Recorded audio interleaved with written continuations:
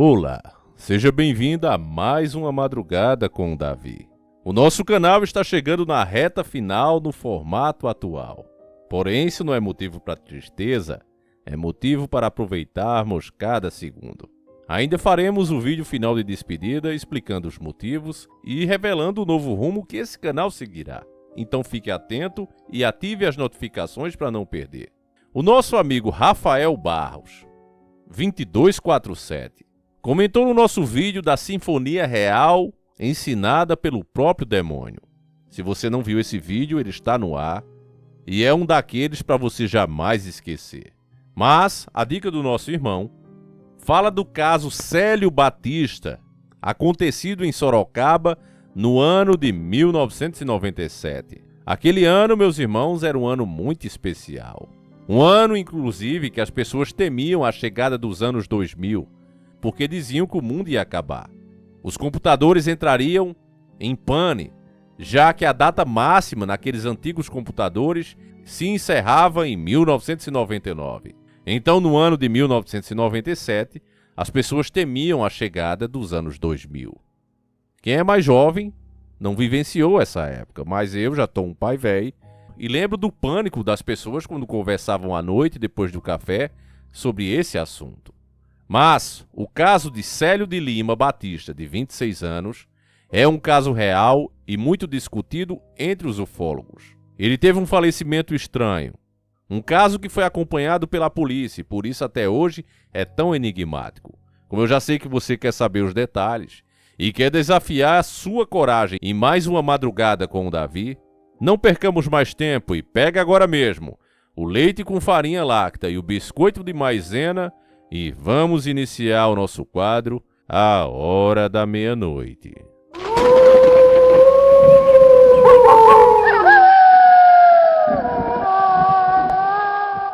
Uma notícia profundamente perturbadora foi publicada no portal G1 a respeito de um indivíduo que alegava ter sido brutalmente atacado por uma entidade sobrenatural na noite de 3 de junho de 1997, segundo Célio de Lima Batista, de 26 anos naquela época.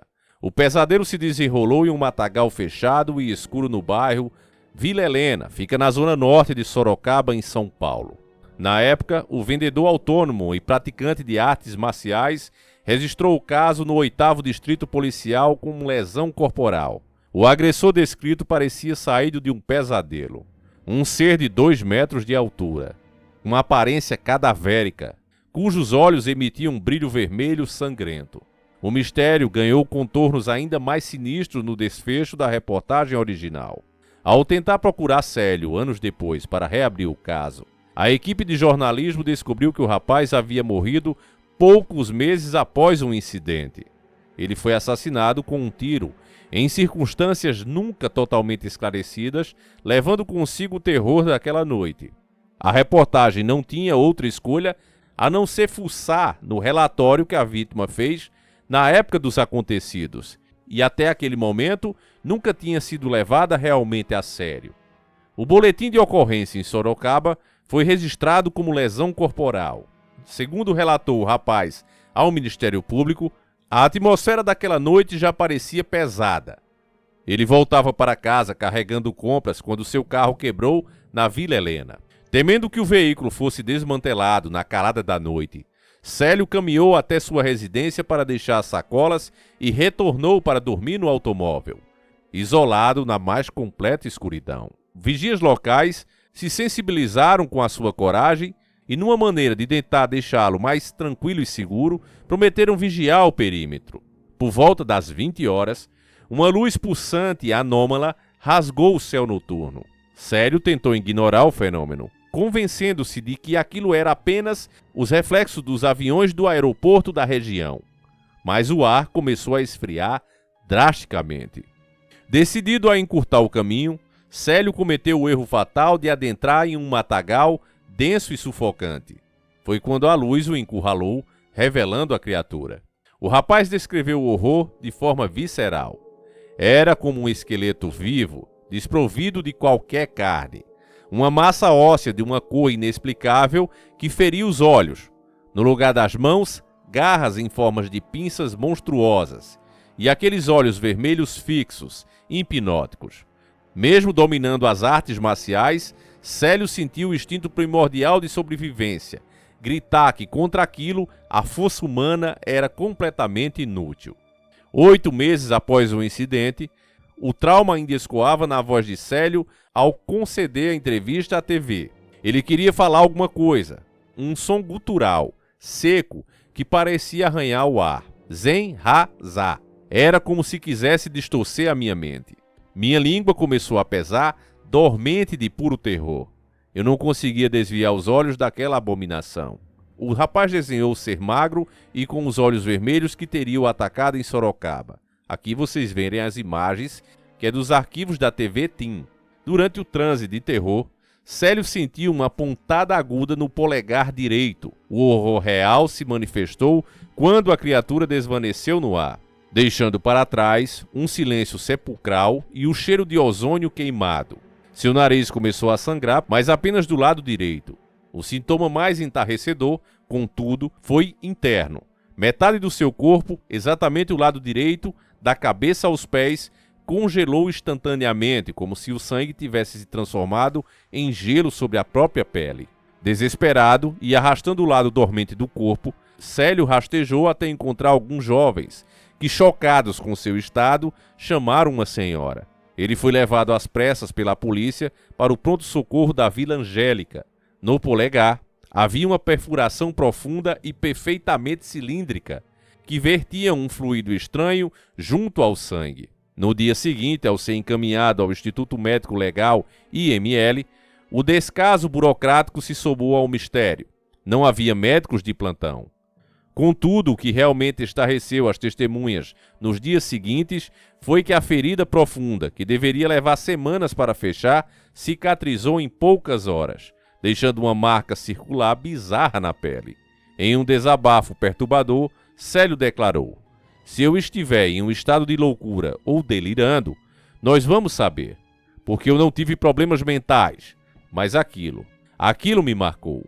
O policial militar Melo, que atendeu a ocorrência por volta das 22 horas, na rua Protásio de Camargo Sampaio, lembra-se perfeitamente do terror congelante que emanava da vítima. Ao chegar, encontrou Célio trêmulo, pálido e com um ferimento jorrando do polegar. Ao perguntar quantos homens havia tentado assaltá-lo, Melo recebeu uma resposta que fez os pelos de seus braços se arrepiarem. Não foi um homem, foi um ser estranho. O delegado de plantão, José Ordelli Alves Lima Júnior, ordenou que a equipe retornasse imediatamente ao local do ataque junto com a vítima. O terreno, do tamanho de um campo de futebol, estava mergulhado em uma escuridão absoluta. As lanternas dos policiais cortavam as sombras. Mas o cenário desafiava a lógica. Não havia um único galho quebrado, nenhum caco de vidro. Arame farpado, objeto cortante que justificasse o buraco perfeito no dedo de Célio. O rapaz estava completamente sóbrio. O terror dele era real.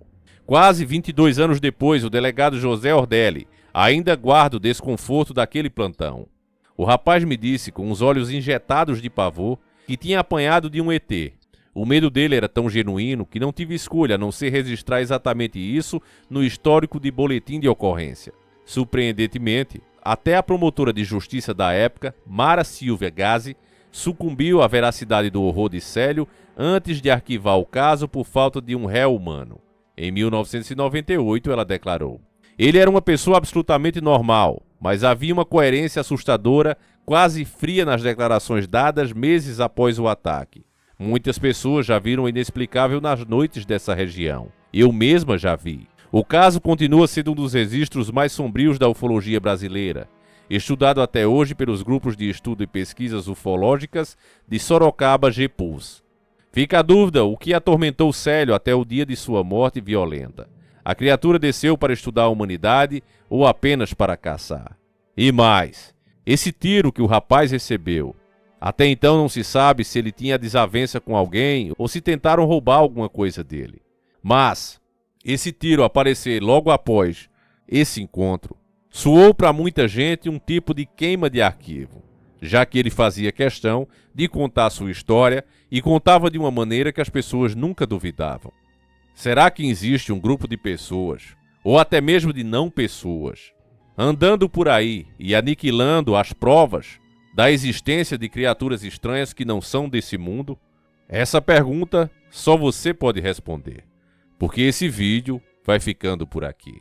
Se você gostou desse caso real, registrado pelas autoridades policiais brasileiras e estudado até hoje no mundo todo, deixe o seu like, compartilhe e mostre para mais pessoas. Estamos nos últimos dias do canal, é verdade. Você pode perguntar por que fazer isso. Porque nós vamos mudar o formato. Não tem mais condições, esse tipo de tema, ter vídeos por vários dias na semana. Mas vou fazer de tudo para manter pelo menos aos sábados. O nosso encontro nas madrugadas precisa permanecer. Enfim, deixa o like, compartilha e garanta pelo menos o vídeo de sábado. Então, fiquem com Deus, meus irmãos. Que Deus proteja cada um de vocês. Um abraço e sempre encarando o sobrenatural.